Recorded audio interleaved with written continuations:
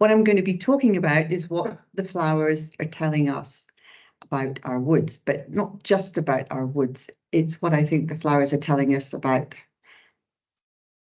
Scotland's ecosystems, really. But that's maybe going a little bit too far. We'll see. Where did all this that I've been working on most of my time with NatureScot and its predecessors start? Well, I suppose it started a long time before this, but it really all kind of began to crystallize in my mind as a thing when I went to this exclosure on the Isle of Mull, the south of the island of Mull. It's a little woodland exclosure, and it's been there for 30 years. And unlike many woodland exclosures, this one seemed to have kept the deer out for all of that time.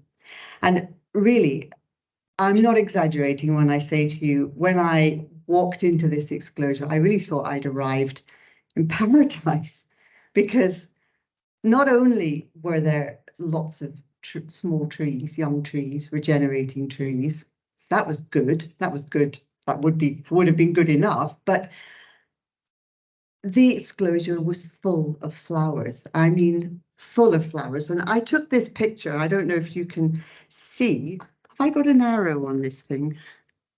Do you know if I've got an arrow? Is it that one? Sorry, I should have asked you that. It's that one. Yeah. Yeah. Okay, that's perfect. Thank you so much. Yeah. So, oh no, that's not what I meant to do. Okay. They're very close together, the buttons. Yeah. So this is all flowers. I mean, and there's nothing rare. Things like creeping jenny and buttercups and bluebells and forget-me-nots and things like that. Nothing rare, but they were all flowering, and it was just amazing to see. And the reason why it was so amazing is because that was the context that this exclosure was in. So that's the woodland there, and all around is land that's grazed by sheep and deer, and a lot of them. And I had one of these sort of moments when I suddenly realized, I mean, obviously I knew that putting a deer fence around a woodland would protect the trees, the young trees from growing, but I guess I hadn't really thought about the impact that that fence might have on everything else in the woodland. I mean, the flowers, I mean, the climbing plants, I mean, the creeping plants, I mean, the shrubs and all the rest of it. And I suddenly had this moment when I thought, oh my God, this whole landscape is missing all that stuff. It's not just missing woodlands, which it is, as you can see, but it's missing all those other things that come with the woodlands when the woodland's not overgrazed. Everything else that would be there that wasn't constantly being eaten by deer. What happened there? Sorry about this. Yeah. So I happened to have the chance to go back to this exclosure 2 years later, and I wanted to share it with some friends, actually. On arrival, we discovered that the fence had been taken down. I guess the people who were looking after that land decided that enough trees had regenerated, time to take the fence down. So they took the fence down and let the grazing animals back in. And wow, I think I cried, actually, because in the space of 2 years, all of that which had taken 30 years to develop was wiped out. I mean, as you can see in the picture there, okay, so some of the sapling trees that were big enough to survive not being eaten by cows and deer and sheep, still standing, but all of the flowers, all of that structural diversity, all of those climbing, creeping plants had been wiped out. And as you can see, there's bare brown, juncus, rushes, bit of old scruffy old grass, all the flowers had gone. And it was like this moment when I thought, oh my goodness, these woodlands could be so much more than they are, but how easy it is for that to just be wiped out so quickly, 2 years. Right, okay, so I'm a beekeeper as well as working for NatureScot, and since becoming a beekeeper, I've sort of started looking at the countryside in a different way. I've started looking, I suppose, at the countryside through the eyes of a bee, and looking for the kind of flowers that might interest a bee. And what I've noticed is that actually in a lot of the countryside, there's not very many flowers. There's actually probably a lot more flowers in Edinburgh city than there is in the countryside where I live in Midlothian. And there are various reasons for that. It's not just to do with herbivores, but nevertheless, in the uplands and in the more kind of semi-natural habitats, that is more significantly to do with herbivores, I would put it to you. And it's taken it's taken my career studying herbivore impacts to really realize that the impacts of herbivores on woodlands are far greater than we previously realized. Okay, so this wood is a picture of a typical oak woodland in Argyll. It is a woodland without filling, as I have started calling it. There is no regeneration in this woodland. There has been no regeneration in this woodland for at least 100 years, probably even longer than that. There's no understory, there's no shrubs, there's no climbing plants, there's no ivy, there's no honeysuckle, and there's no flowers.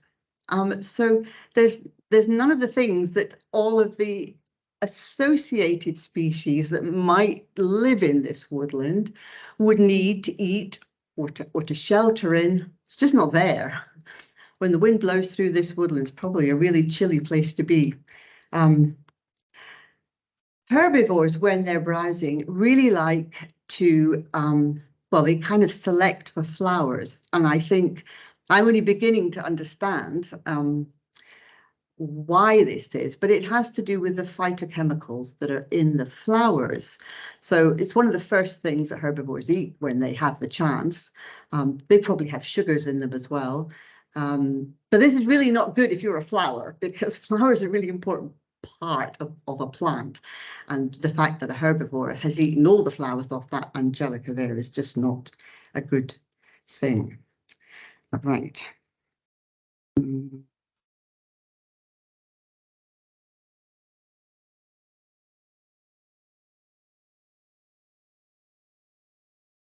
Right, sorry. So here is another fence. This is a small bit of a small enclosure that was put up to encourage tree regeneration, and it's done that, as you can see. Lots of birch and pine trees in this enclosure. But what I want you to really look at with this picture is the vegetation that's on either side of the fence, because it's, as you can see, completely different. The plants that have developed on the inside of the fence are now a completely different set of plants to the plants that are on the outside of the fence. And that's not to do with the soil, and it's not to do with the climate, and it's not to do with the aspect or the hydrology or anything like that. It's purely to do with herbivore pressure. So we have a completely different set of plants now. Plants that are more sensitive to browsing, plants that are maybe more palatable, but whatever, they are quite different.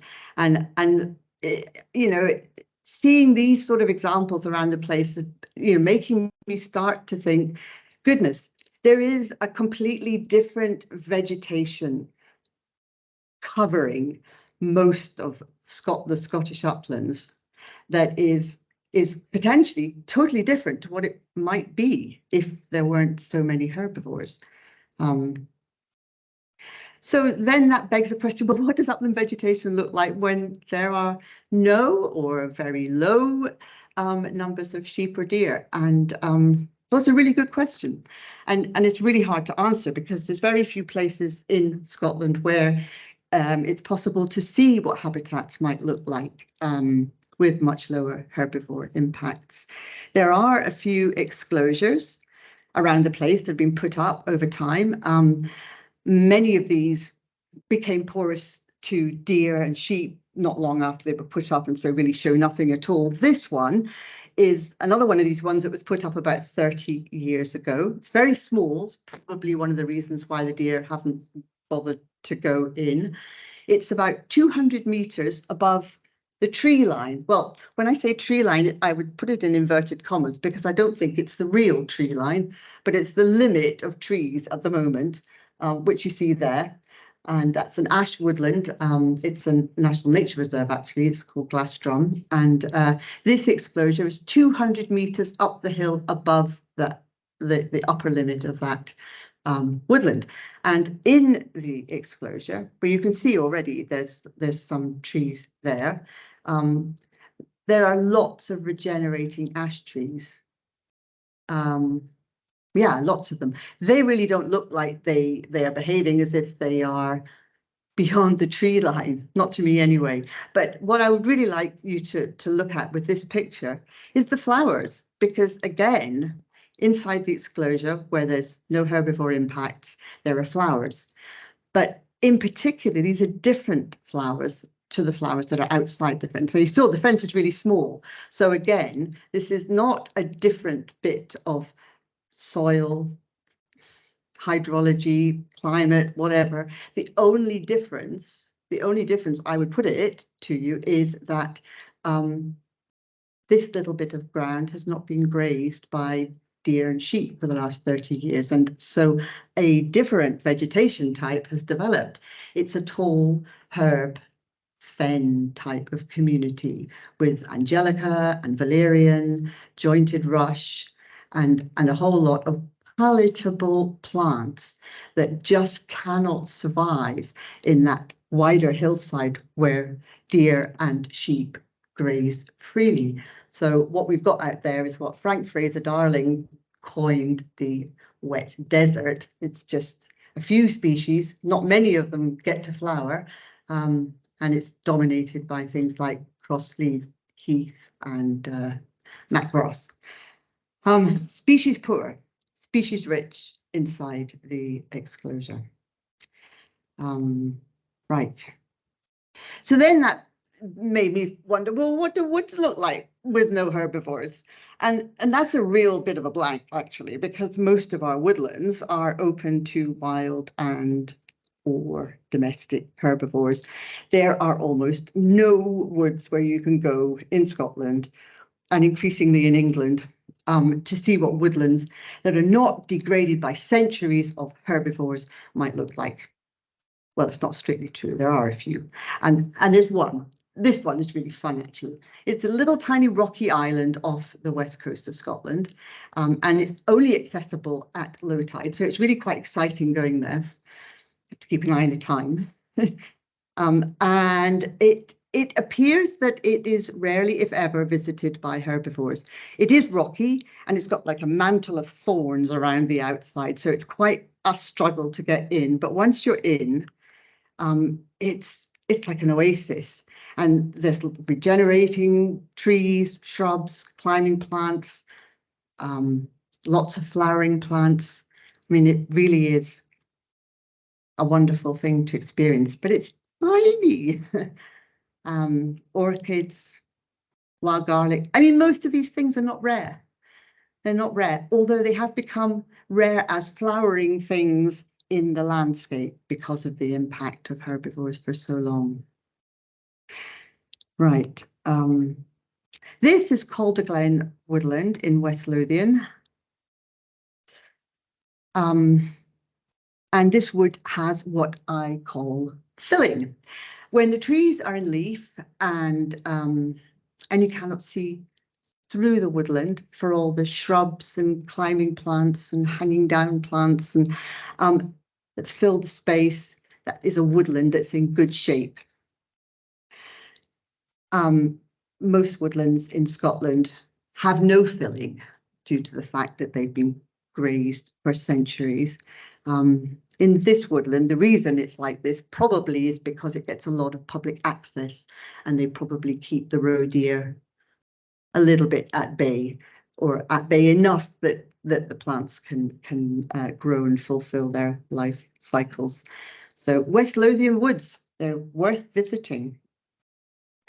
As this humorous cartoon suggests, woods that have filling have a choice of things to eat, and a quantity of biomass, and that's really important, which is just absent in most of our woods. If you think most of our woods, and that's why we call them like a sandwich without the filling, because you've got the canopy and you've got the field layer, and the spot in between, there's nothing there, but it should be full. If you think back to that picture of Calderglen wood, it's full in between, and all of that is biomass and potential to support, you know, other insects or animals or birds or whatever.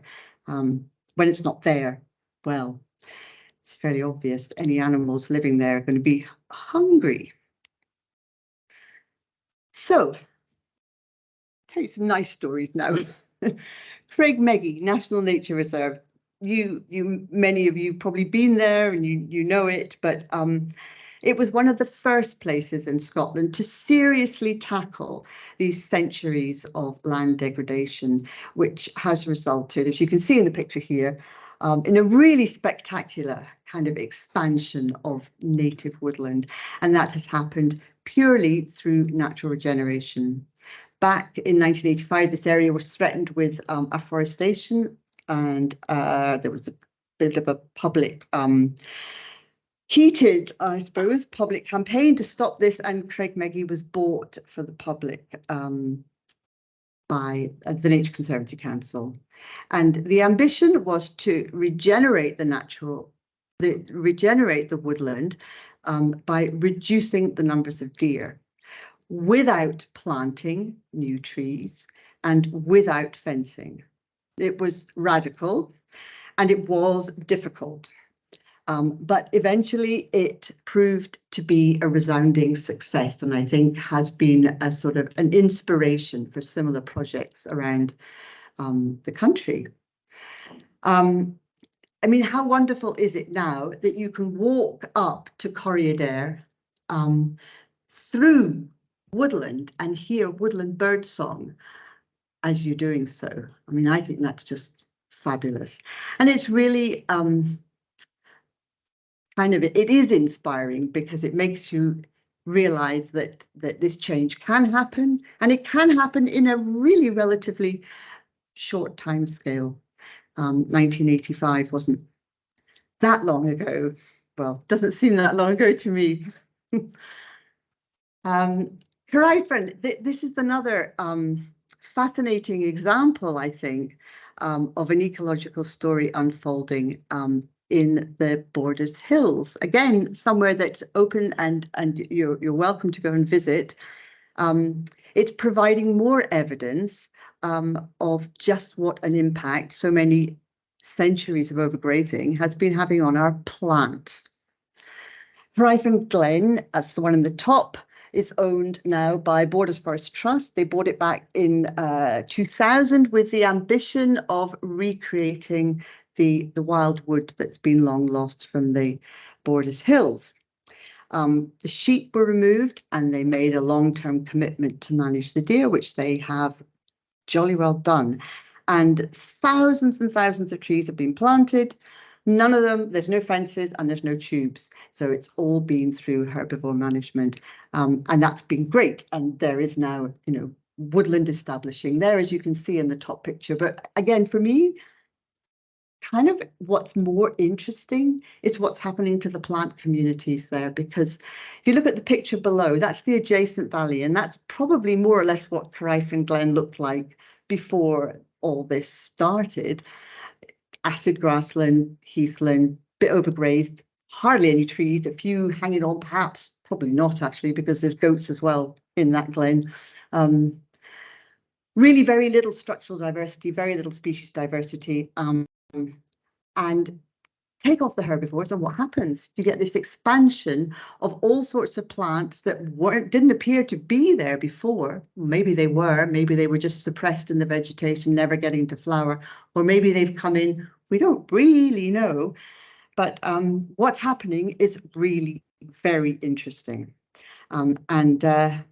One of the most interesting things, I think, is this descent of a plant community, which is called, we call it tall herb, alpine ledge community, and it's called that because that's kind of the only place where you can find it now, which is it's retreated to the ledges, the cliff ledges and so on, where it doesn't get grazed because it's comprised of species which are pretty palatable.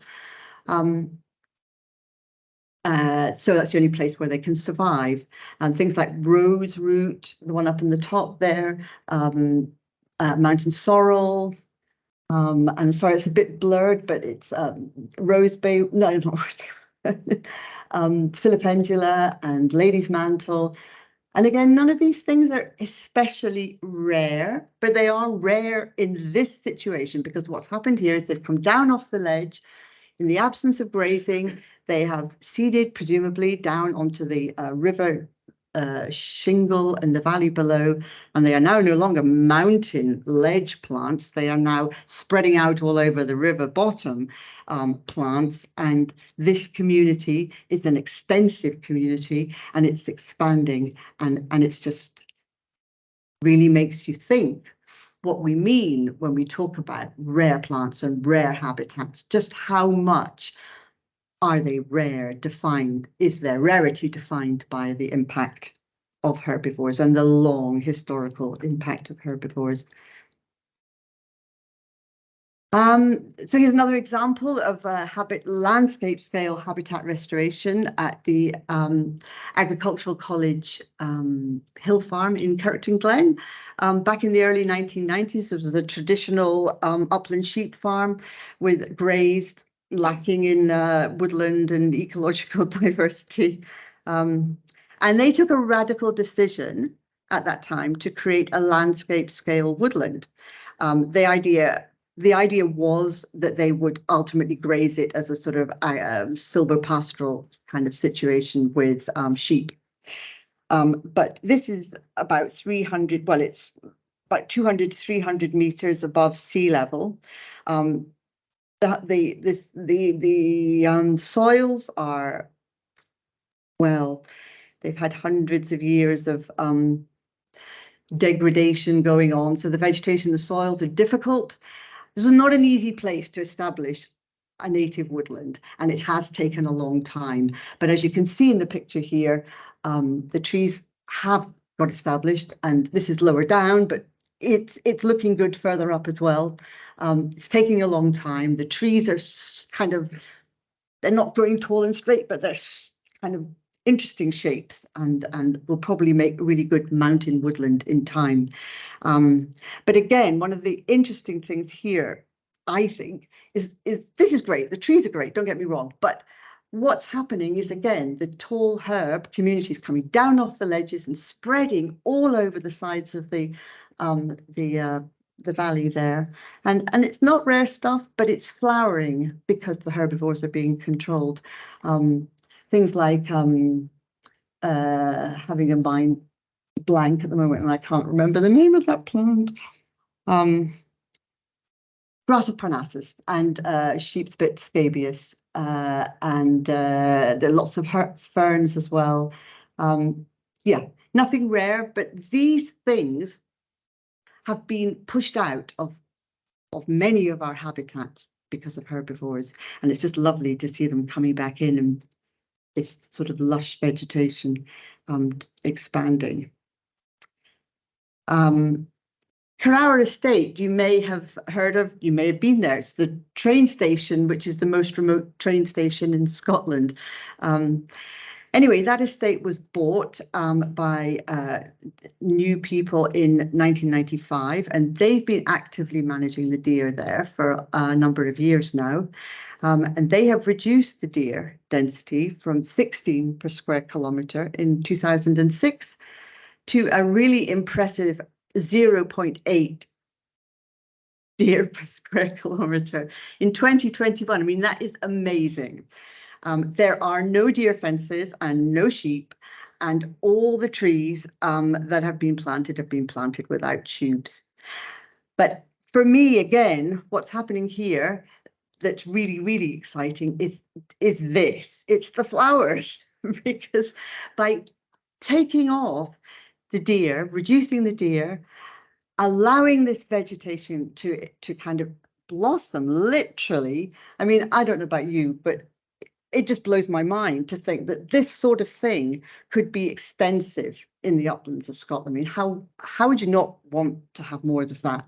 Globe flowers just all over the place. I mean, they're gorgeous, but it isn't just that they're gorgeous. They're an important part of an ecosystem that has been absent for a very long time. And you can only wonder what the impact of all of these things being functionally absent for so long has on all the other species that might depend on them and use them. I should say the main picture is in fact Ben Lawers. It's that exclosure of Ben Lawers that you may be familiar with, because we couldn't get a picture per hour, but the same thing is happening at Carrara with melancholy thistle, valerian, meadowsweet. Again, nothing rare, just the number of those flowers is just fabulous. I think it's fabulous. Anyway, how are we doing? Okay, I'll speed up a bit. Yeah, so as we've seen, there are now a few examples to show what how habitats could develop with lower herbivore impacts. But we're really still on the starting blocks with all of this, if you think at a Scotland-wide scale. And there are really, well, there are no woodlands that we can go and look at that have had low herbivore impacts as they have developed into mature woodlands. There's none of those in Scotland. And it was becoming really important for me to, having spent so much time thinking about this and looking at this, to know what woods that have always had low herbivore impacts would look like.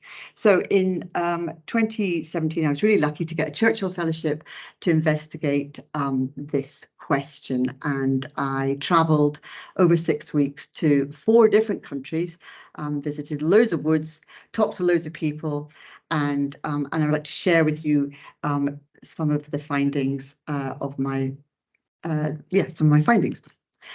So the first country that I went to was France. I visited a number of different woods in the Pyrenees, where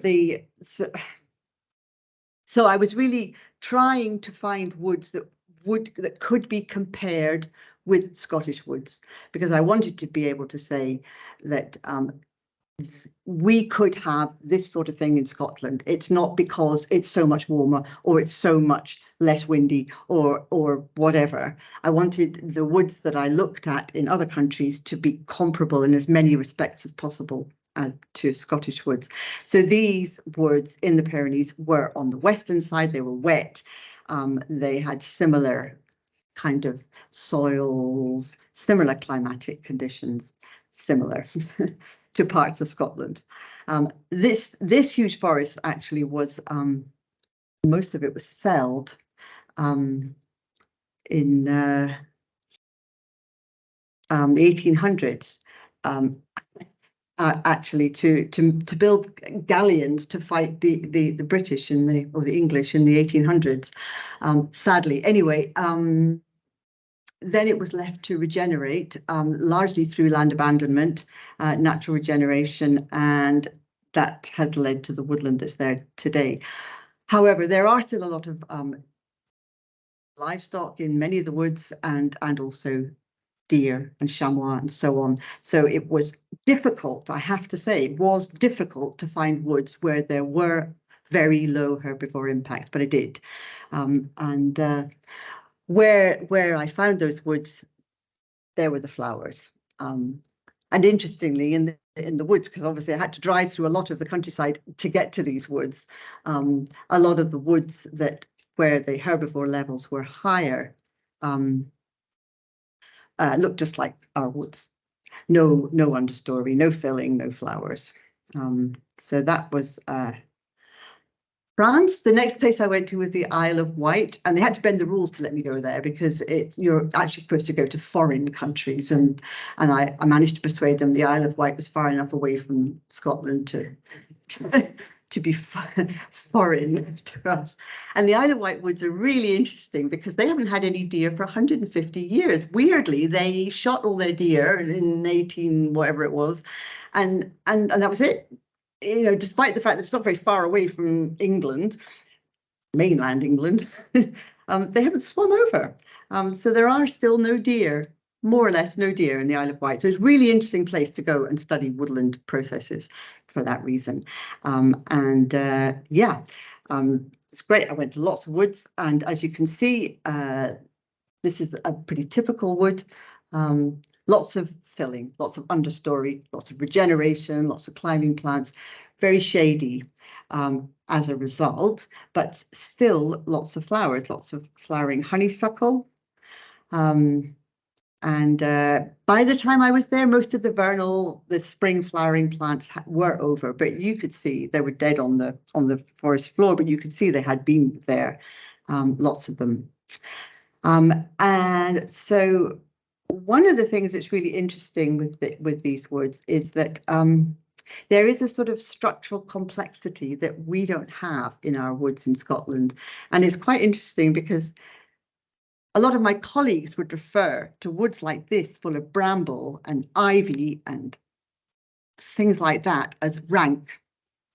And they're definitely not using that as a compliment.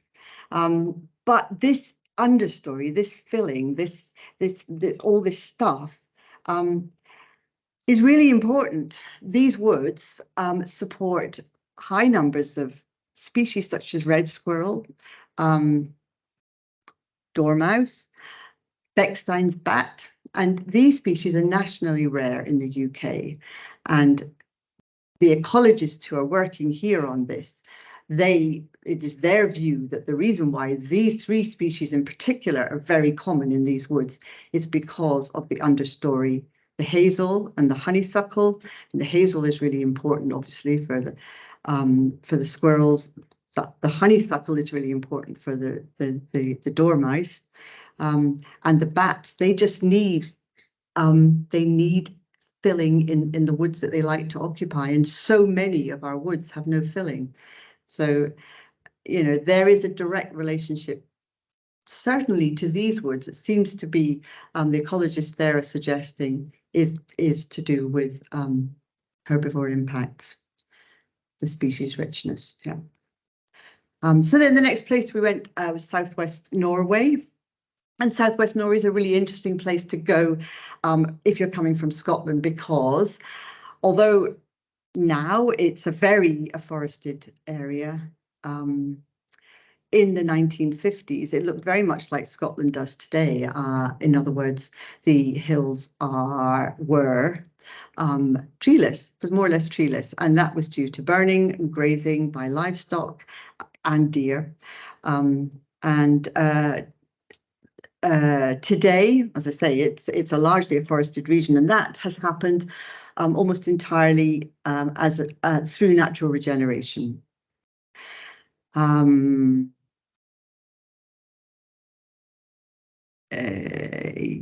Yeah, so now the numbers of deer have increased, but because there is so much biomass in the woodlands, there's so much just stuff to eat that they barely have an impact. I mean, we did see impacts from deer, but not anything significant. And really, you know, I should say at some point in this talk that I'm not completely against herbivores in woodlands. I mean, obviously, herbivores are a very important part of woodlands. The problem that we have in this country is that we have had too many herbivores for such a long time that we have got to the point where the woodlands, and indeed, as I think I've suggested, not just woodlands, but other habitats, are so degraded that they now need some time with, I think, no herbivores. Now, obviously, that's not practicable, but in that case, it needs to be very, very low herbivores to allow the habitats and the ecosystems to recover. It's a bit like having a hospital, you know, a kind of someone in accident and emergency and expecting them to be able to, I don't know, run around and provide supper for everybody. Well, they can't because they're ill. And it's a bit like that with our woodlands. They are ill. So we need to heal them before we can expect them to function as ecosystems that can support other things again. Just needed to say that.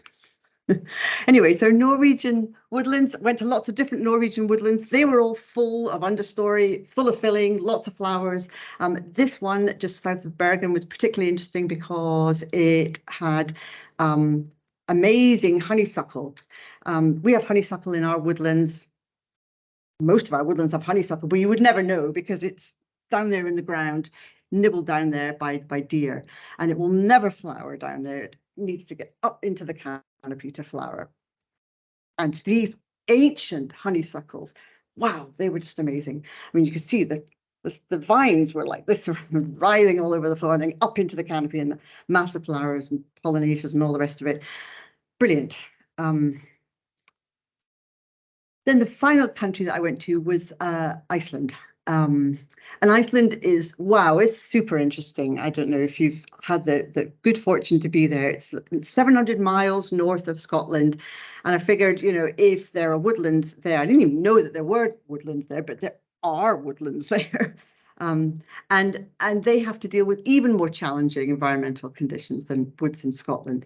But, you know, Iceland's not always been as treeless as it is today. It is pretty treeless today. But the Icelandic sagas, which documented the settlement of Iceland, because Iceland at one point had no people on it, and then the Norse colonized Iceland, and they actually wrote about that process of colonization. And what they wrote were a series of books called the sagas, which are really amazing to read. And they describe what Iceland was like when they colonized it. And they say in one of these books that it was wooded from firth to fell. And then in one of the other books, it says something like it was so densely wooded, and the woodland is very low canopy, so it's quite hard to walk through. You sort of have to walk like this. That they had to explore by boat because it was so difficult to get across the island. Probably a few volcanoes in the way as well. Anyway. Then they brought their animals, and the animals started grazing, and they cut down the woodland, and you know that went on for hundreds of years until the mid-1900s, when it probably got to about the lowest point, and there was about 1% of the woodland left, and they kind of went, oh my goodness, we better do something about this, and they fenced the remaining bits. And this is one of the bits, which is called Thingvellir. It's actually a really big bit, it's amazing. Icelandic birchwoods are absolutely, they'll blow your mind because they are just full of flowers. I've literally never been in a woodland with so many flowers. I went with my sister, and she doesn't like to walk on flowers, and she really had problems walking in these woods. It's just nothing particularly rare or unusual, but just an abundance that we are just so unused to. I mean, there was that one weird Herb Paris plant, which I really do not understand how Herb Paris gets to a volcano, a volcanic island. But anyway, it did, and that's very impressive in itself. But it's particularly interesting because Iceland has only a third of the plant species that the UK has. So it's got all of this flowering stuff going on, all of the, you know, the filling, all of the understory, and with a third of the plant species that we have here. So it was really very impressive, and it was great. It was great to see that, yes, actually these woodlands do look different when they don't have herbivores. The Icelandic birchwoods have not had herbivores in them for 100 years. And that in itself is quite interesting because you might think, gosh, yeah, herbivores are part of woodlands, and woodlands should have herbivores in them. And so if they've not had herbivores in them for 100 years and they still look wonderful, what is the role of herbivores in woodlands? But anyway, I'm not going to go there today. But yes, so the fellowship gave me the chance to travel and visit woods comparable to Scottish woods, but without the herbivores. So it was really enlightening, and what I saw enabled me to draw a few conclusions, which I share with you here. I mean, it's nothing that I haven't said already, really, that I think, and others increasingly too, that there are whole habitats comprising palatable species that are just missing from our landscapes. They're just not there, or they are restricted to inaccessible places. And that's really a bit sad. The ecological productivity at a landscape scale is low. And this has implications not just for species, but it has implications for us. If we want to do things, if we want to use habitats for livelihoods or to generate economic revenue, it's no good if they are at a very low level of ecological productivity.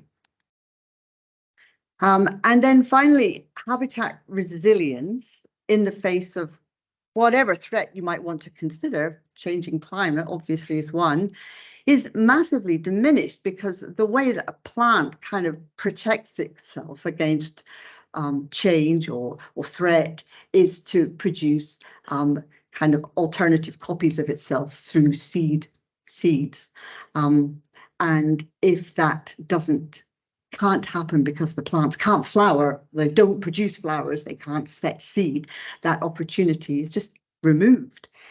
So many of our plants are not very resilient because they haven't had the chance to do that for a long time. Well, there's no surprises here. The one single thing we could do really is massively reduce herbivore impacts at the landscape scale. Now, we talk a little bit about this because that's something that obviously as individuals is something that we can't really do an awful lot about. But so I think it would be good to talk about what we can do as individuals, but I'll just move on quickly, very quickly.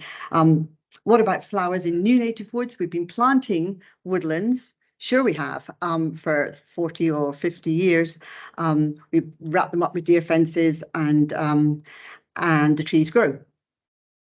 But after all of this kind of stuff that I've been thinking about, I started thinking, well, are these woodlands or are they just trees? Do they have all those kind of woodland processes? Do they have woodland plants? Do they have woodland species under the ground, above the ground?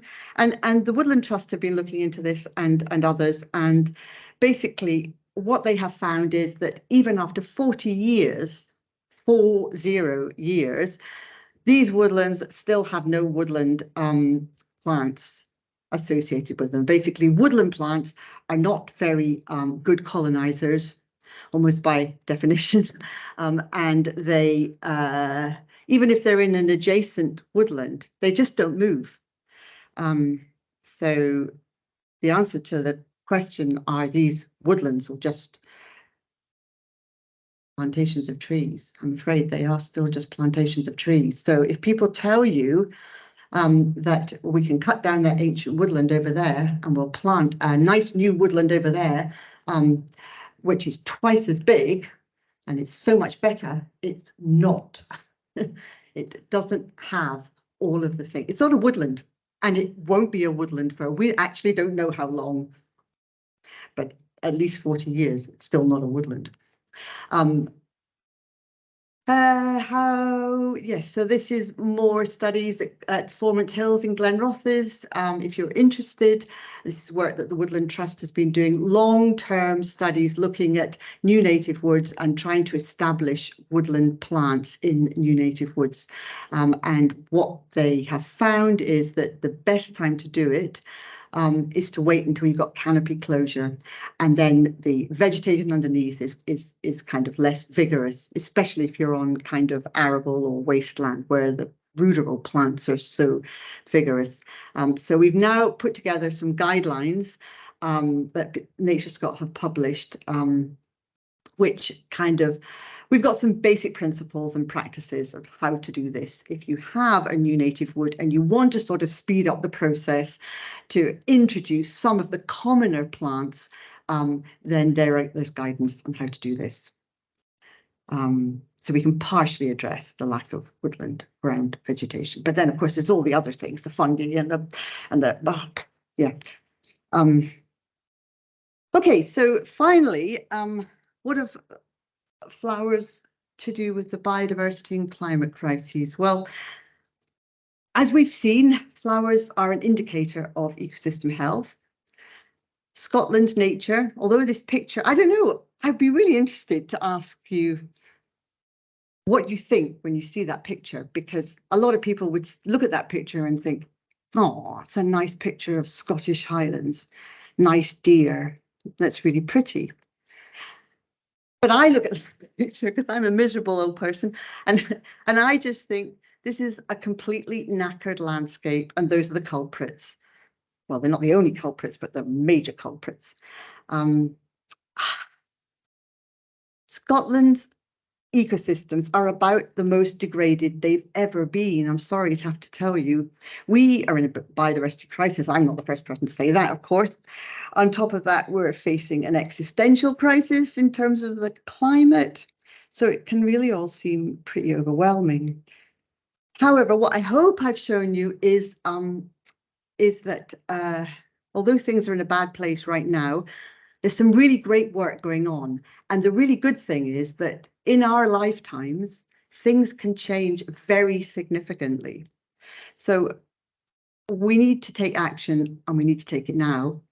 And we need to think about what we can do as individuals, because we don't, most of us, own estates like this. So there is a limit to how much we can do, but there is work that we can do. And if you have been, if listening to me today has made you think a little bit about how you look at the uplands of Scotland, then I would encourage you to go and talk to somebody else about this. Not, that sounds a bit weird, doesn't it? But to go and talk to a friend, because the more people that are thinking about this, thinking this is not right, it should not look like this, it should not have no trees, there should be flowers, there should be other creatures and birds and so on in this landscape.